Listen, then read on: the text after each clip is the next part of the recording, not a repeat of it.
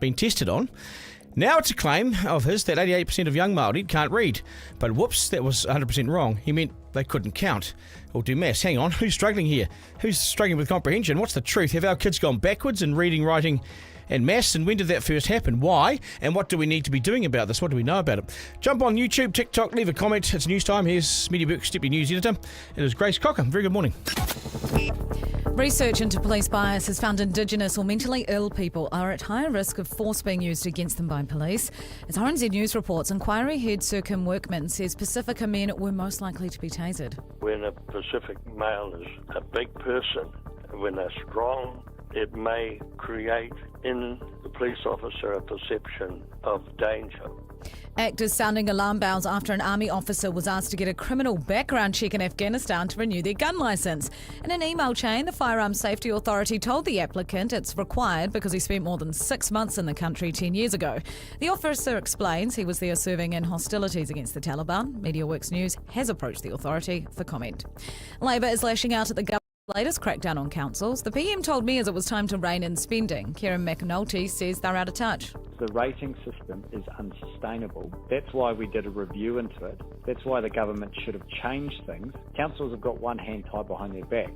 COVID lockdowns are being blamed for poor language skills in children who are starting school. Ruth Shinoda from the Education Review Office says it had a big impact on literacy. Under COVID, many of those centres were closed for periods of time, so children just haven't had as much exposure to all the words and languages they need so they can learn those skills.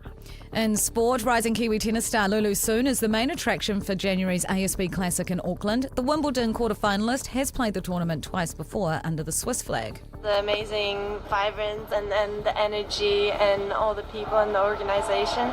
So I'm super excited to be able to play it again. Ron Coote has been unveiled as Rugby League's 14th Immortal at the NRL Hall of Fame ceremony in Sydney. He won 6 premierships with the Roosters and Rabbitohs. And 2 All Blacks won't travel to South Africa for the 2 Rugby Championship tests against the Springboks. Patrick Tuipulotu and Stephen Perofeta have calf injuries. Josh Lord and Harry Plummer remain with the squad. That's news in sport.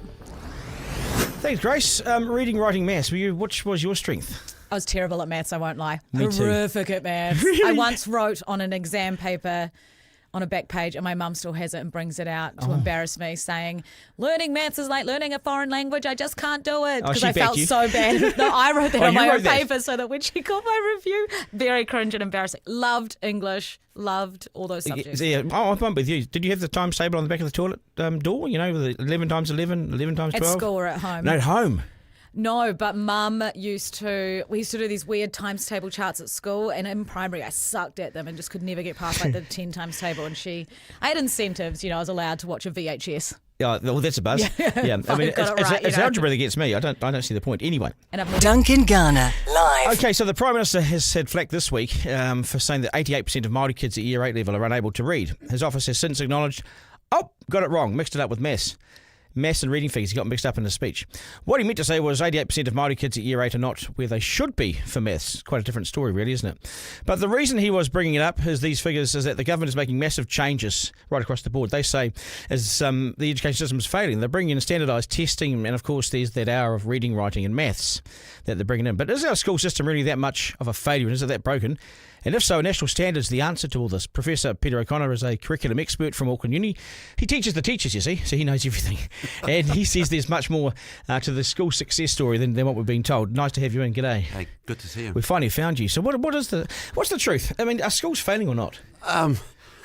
Such a big question. It's a huge question. Are schools failing? Are we failing? Are we failing as a society might be a bigger question. Yep. Are we failing our kids? Are we failing the way in which we're doing things? I think you can measure failure or success in lots of different ways. Literacy and numeracy is one of them. Are we doing as well as we could be? No. Are we doing well in comparison to other countries in the world? Yes, actually we are. Have we created and manufactured a crisis? Yes. Have we... Why though? Why? Yeah. Because, there's always a thing, if you create a crisis and you've got a ready-made solution, you look like you're doing stuff. Funny that, isn't it? That's good politics, really, isn't it? It is. So have we gone, so you go back to, when did national testing or standards come in? 2009. 2008-9, okay. 2008-9, With that national government that came in. Yep. So since then, have we, in the basics, have we gone either forward or backwards? We've gone nowhere. And the real tragedy is we've spent billions of dollars fixing the problem. But actually, Was it broken? No, what we've got, literacy and numeracy isn't the problem. It's the symptom of a chronic failure at a whole range of different levels. And you go to the doctor, you got a pain in the chest, and he gives you Panadol. That's what this government's doing with literacy and numeracy. We've got these symptoms of things not quite right, and here's something that will fix it, but it's not going to. Right. So you actually got to deal with the stuff that sits underneath. And which is what? Well, you got to attract high quality teachers into the field and want them to stay there. You've got to be able to fund schools, especially with... So this morning stuff comes out around the impact of COVID, right? Yes, yeah. And that's out of the ERO this morning that's come out. Yeah. Kids are coming to school and they can't string sentences together. I was talking to a principal yesterday. I was saying that there's an increasing number of kids coming to schools who aren't toilet trained. So, what you've actually got is a whole bunch of things that schools are somehow required to find a magic wand and fix. And then when they don't, they get bashed over the head by the Prime Minister. Well, I was, my son's at college now, but at primary school a few years ago, I was having a chat to the principal after school, and he said to me, Duncan, you'd be absolutely astonished at how many of these kids coming in here at 5 years old can't spell their name. No. And, the forgotten basic is oracy, oral language. It's all very well to focus on literacy and numeracy, but if you can't have kids have conversations with each other who can't talk, you're just wasting your time. How much of this do you, I want to stay on teaching and the curriculum stuff again, but how much of that, because we're on this topic, how much of that do you put down to kids being handed a device at 2 years of age as a babysitter? Yeah, it's a worry. It's a real problem. The most important thing that kids can do when they're young is play with other kids. Yeah, I agree. Get muddy, get outside. Get outside, play. Socialise. All that kind of stuff. That's why the governments of the successive governments want them in early childhood education, because they mix with their peers. Exactly. The thing, education systems that do really well don't have kids sitting doing testing, literacy and numeracy at 5 and 6. They're playing. Look at what's happening in Scandinavia. Creativity's lost. All that kind of stuff that we know makes. Okay, so I'll stop you there. Are you telling me that nationals testing, the national standards in the testing since 2008, has not worked? No. It hasn't worked? No, it hasn't worked at all. We know that. And so, it's, what we've got is a government doubling down. They tried on failure. On failure. They tried it before. It sounds really good. It's all about slogans. Slogans. It's an easy bite. 88% of Maori kids are failing. But look, I've got the structured literacy and I've got the structured maths, and that's going to fix it. It's a nonsense. Well, so what you're telling me is that this will only endorse the failure, and it will only lock it in. Of course, yeah. Until you really begin to address the chronic issues. This government, the last government spent most of its time sitting around having committee meetings about what they were going to do. Well, they didn't know what to do, so they actually had to find out what to do. No, they're all a disaster. I'm not disagreeing. But this lot has just sort of come in and got, here's a nice, easy solution to a symptom of something, rather than actually getting down and addressing the real issues. And so I've seen this with kids, and I spend a lot of time with kids, and I've obviously got my own, so I see a lot of this. And to me, it looks like we've gone backwards. Some of the stuff that we used to do, we don't do anymore. But creativity is important. It looks to me like with this testing and everything, we're sort of becoming straitjacketed, and it's important to be creative in our approach to learning, isn't it? Well, it's without sounding flaky. I don't want to sound like I'm yogurt flying here or something. There's nothing flaky about being creative or imaginative. You've reimagined and recreated this whole system here. Well, look at this. And if you hadn't, what would have happened? I'd be at university. Learning about the world and being engaged in it. But that's the trouble, isn't it? That's the trouble. We have this idea that being creative is flaky, but it's the complete opposite. We have to constantly, in the kind of environment that we live in, reinvent ourselves, reinvent our work. This, what I'm on now, this is really creative. This is entirely creative, and it's a vital skill for survival in the economy. And if all we do is give kids facts and knowledge, but we don't spark up their imagination, how do you learn? Well, you see, because kids can remember something, but they may not learn it, so they can recall it for 24 hours, but it doesn't mean that it stayed in their brain. Yeah, my favourite Peanuts cartoon is Snoopy says, Charlie says, I taught Snoopy how to whistle. And he said, "Oh, can Snoopy whistle?" He said, "No, I only taught him. He didn't learn it." Exactly. And you know, that's the thing. You can stand in front of a class and you can teach structured literacy and structured numeracy. Doesn't mean they're learning it. Yeah, and I've seen this. The PM's not helping, I don't think, either, because a couple of weeks ago he said, our kids aren't up to the standard. Well, how do you know? Because we actually haven't tested that standard yet. They haven't even got up against the standard. They're basically taking last year's results and saying, well, if this was the framework now, they wouldn't get through. That's mischievous. Yeah, it was misleading, that's for sure. Mischievous, I think. Again, if you have the solution, It's a lie, isn't it? Well, I'm not going to go there. Well, I mean, that's your job. Well, there we go. My worry about it is that as a piece of research, it was small scale. It was 400 kids on a curriculum that they'd never been taught, and then, wow, we've got these books written in Singapore. Yeah. We're going to have kids sitting in classroom. My real fear is within a year, every kid in the classroom will open to page 6 of their maths curriculum, and they'll do the same question with the same answer, and they'll be tested on that. And they'll look really bright. We're going to look really bright. Oh, yeah, look, we fixed it. Yeah, except we don't look at the first 5 pages. You said attracting good teachers, because you deal with the teachers, as an answer. Are we not attracting good people? We're definitely not attracting enough. We struggle to keep them in teaching because of the pay? Yeah, pay, conditions. I look at the kinds of changes. If I wouldn't go into teaching now. You wouldn't? God, no. And who would? I don't know. I don't come across anybody who says, we're having a conversation on the weekend, and they say, oh, yeah, I'm going to go and be a teacher. No. It would knock me out if someone said that. Well, it's a status issue. It's a pay issue. It's a conditions issue. Well, so it's seen as a lowly job that doesn't pay well and you don't get respect. And yet, having said I'd never do it, I've had a great life of teaching because I've loved being with kids. I've loved being with students at the university. It's been absolutely wonderful.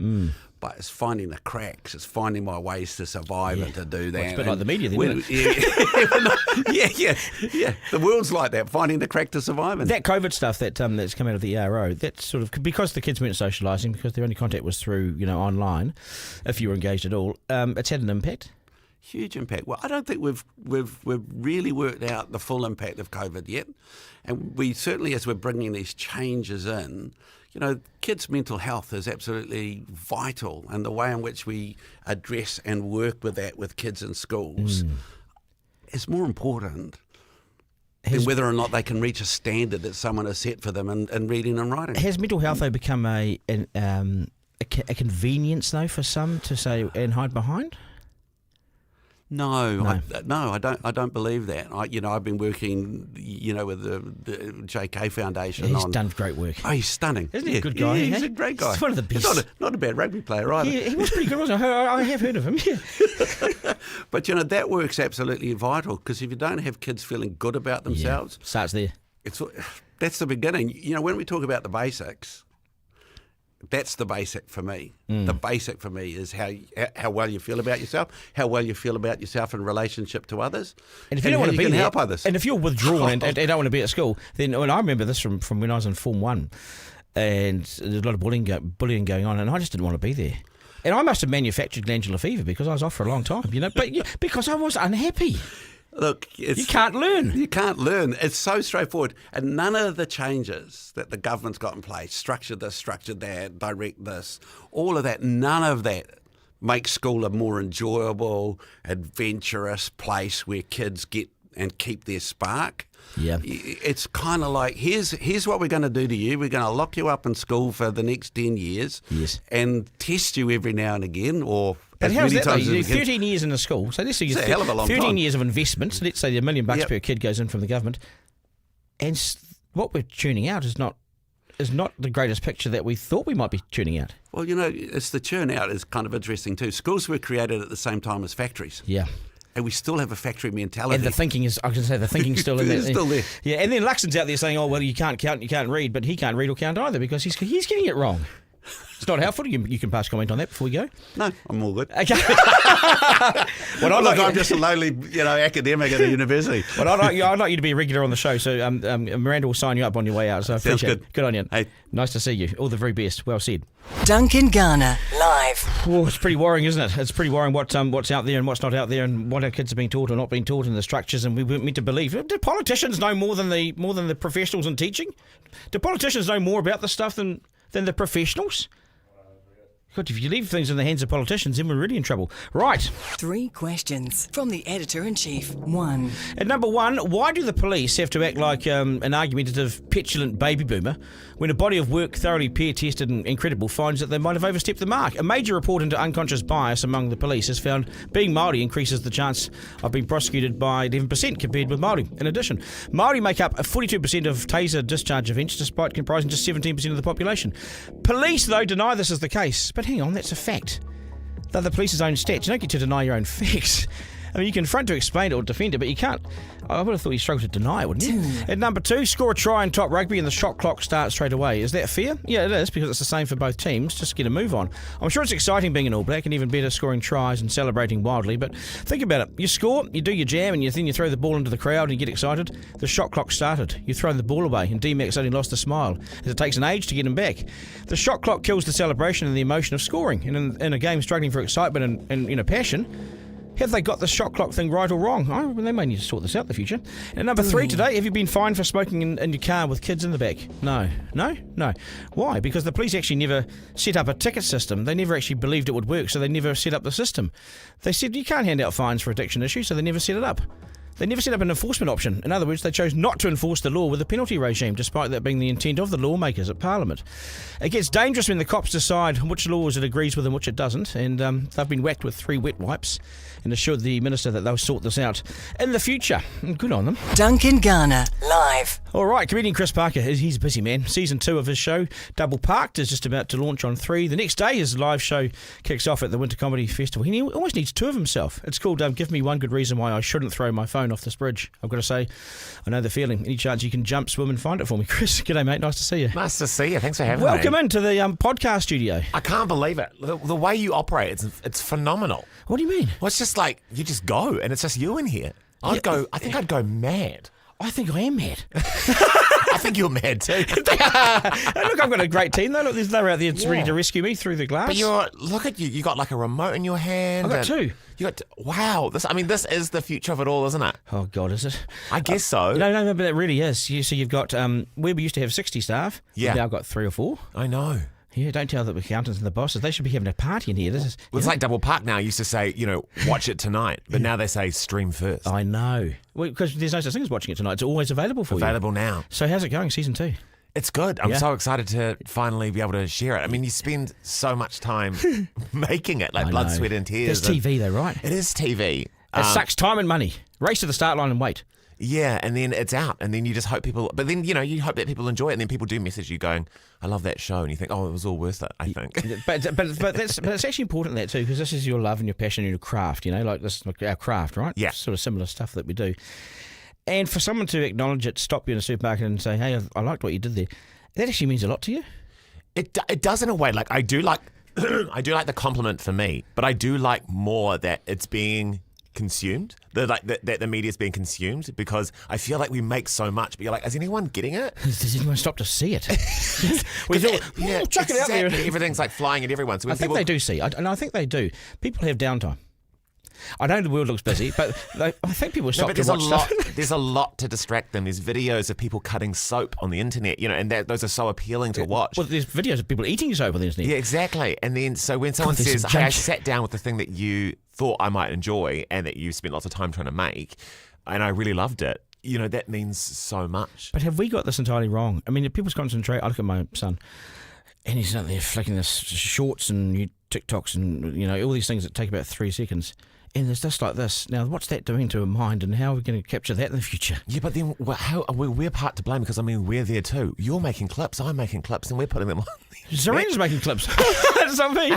No, but You need your TikTok audience as much as I do as well. And that's the thing, you can bash up against it or you say, okay, we're going to go with it. You can actually go with the river in the end, don't you? I think so. So how good season 2? You got a great cast. I've got a phenomenal Haven't cast. you, though? I really do. I've got like the best cast ever. And that, look, the way we operate is so much like a, it feels more like a sort of short film. Like we really have to muck in there. We are really ambitious with the show. We've been even more ambitious this season, and it gets into like it's a really heartwarming show, and so it deals with current issues in our lives, right? Yeah, and it talks about like relationships and love, and I always feel like with rom-coms, it's always about either the beginning or the end. Yes. So when you got together or when you broke up. It has to be at the end, doesn't it? But you keep dragging them through. I'm curious about the rom-com when you are 6 years in and trying to keep it alive. And that's the sort of story. It feels kind of like mundane, but it also feels That's big. a real challenge to keep a rom-com alive for 6 years. I mean, marriages break up after 7, don't they? So you've got a year left. Hey, but you've got season 2, which is good. And television, that's success now. Yes, exactly. I guess the big time. It was always the dream. Yeah. It was always the dream, is to be able to make stuff like this on this level. And so I am always like pinching myself when I turn up to work every day and get to work on it. And what are you doing after that? So you've got I've got a show on tomorrow night as well. Throwing something in the river or something, right? Yeah, in my stand-up hour, which I've been performing since February, but I'm going to just do like a return show at the ASB Waterfront Theatre. Talented man. Where do you get the material? How do you get the confidence? What goes through your mind? It's usually just like a sort of knee-jerk reaction to how I'm feeling immediately, and I'm like, I've got to find a way to articulate this, and then I find a mic and get out there with the audience and try and make them laugh about how we're also feeling, and usually people feel the same, and then do you get nervous? I get excited. That's good. I like being in front of people, and I love doing live comedy. I think as well, going back to this thing of like, I guess, distraction media of like these short little videos. It can only create a certain amount of joy, but to have everyone in the room together and everyone's actually off their phones and they're listening and they're laughing, it just feels so much more like powerful and cathartic. Yeah, so because you're out there on the stage, and it's a lonely place, right?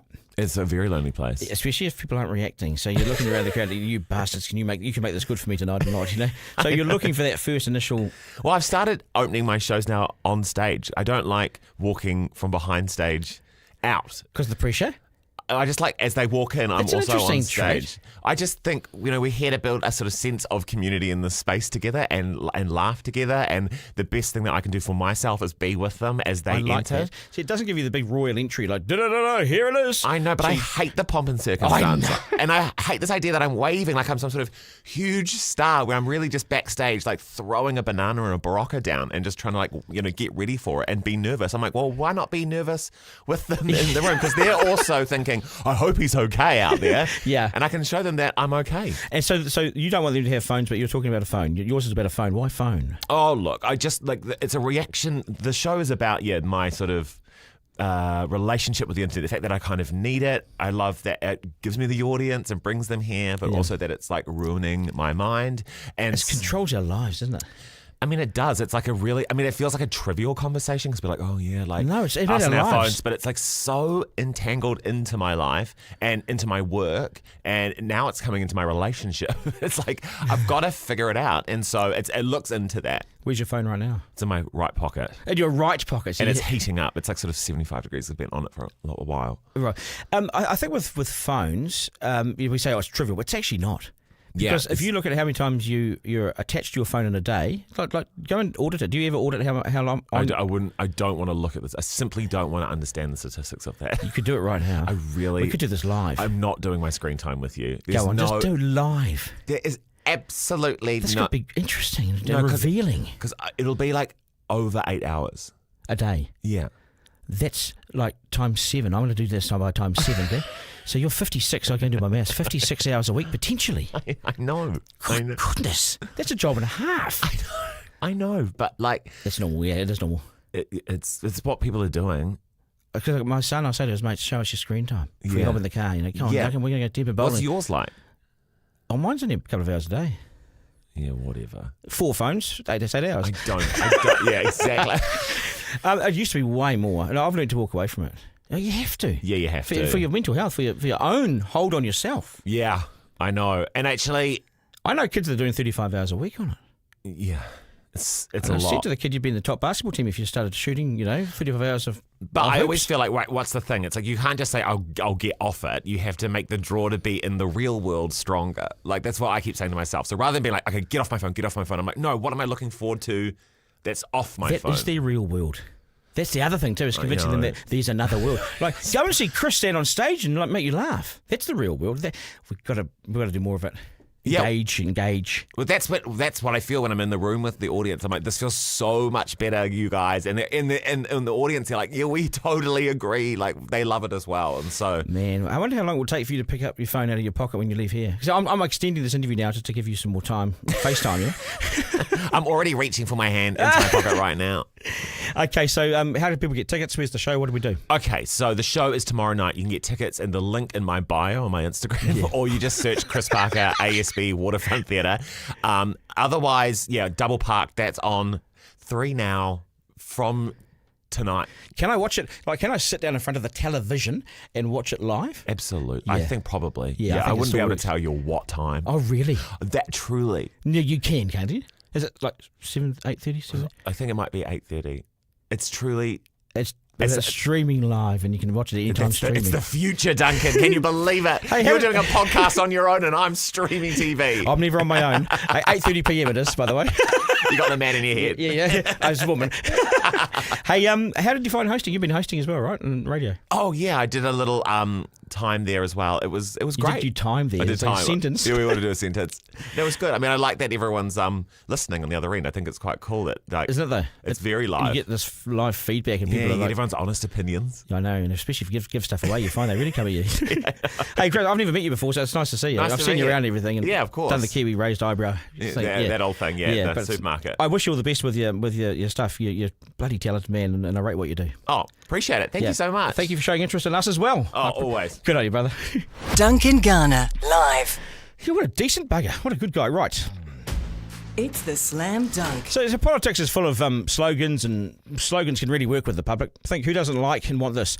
Zero tolerance for crime. Yep, exactly like that. An hour of reading, writing and maths. Yeah, great. Make it 2 hours. Get the buggers off their devices. Kiwi Build. Homes for all. Yeah, turned out to be homes for about 700. Free education. That sounds excellent, except it'll cost you. Carbon free 2050. It means power blackouts now. What about if Luxon says 80% of our kids are failing basic Year 8 level standards? Sure, except they may not have even been tested on them. That's the problem, you see. Where's the truth in all this? Right, you take last year's test, you apply them to the new rules, and many would have failed, but it's not the same as saying they've all failed, because they haven't even been tested, Chris. Anyway, it's impossible, actually, because they're yet to be tested. What I'm saying is you have to listen carefully and watch carefully the words of politicians. Everything that I've been taught and learned from covering them over 20-odd years is they're cunning and they're loose with the truth, especially if it suits the new narrative or policy that they're introducing. So the latest is Luxon saying 88% of Maori can't read, when he really should have said around 80% are struggling with their maths. I mean, can you get it? Could you get it any more wrong? In the end, all people hear is the mistake anyway. National's bringing some fundamental changes to schooling, with less room for freedom of thought and creativity, more focus on testing if you can read, write and do maths. But is testing the reason why we're doing badly in the first place? Because kids freeze, they learn what they need to learn, then they hold nothing else in. That's what Professor Pete just said. This debate will rage and National will search for any figure that suits their argument. But the lesson for Luxon here is this. Spend less time in front of the full-length mirror, pumping out vanity posts on social media. And maybe it's time to read the Right Act to your staff who put the stuff under your nose. With a pink post-it sticker says, read this out loud. Check your material, Chris, before you say it. Take more interest in it. Do your homework, sir, and work out if it's true. It's so vital in politics because disinformation spreads easily. These days it's just a nonsense. Luxon needs to up his game, and we all do in these times of fewer checks and balances. There is so much conspiracy looking for a home out there. Find out who you trust. Stick with them. It's increasing in importance. The rest is white noise and people making shit up. And the noise of those who fall down deep rabbit holes, they never emerge rational or sensible ever again. Right. I think that's pretty much us for the day. Forrester. Duncan Garner, live. That's me. And Forrester. Yeah, I got some comments for you on Go, Forrester. on TikTok. Someone says, what? This is quite a funny one. Where is it? Hold on. Mr. Garner, I will be naming my firstborn after you.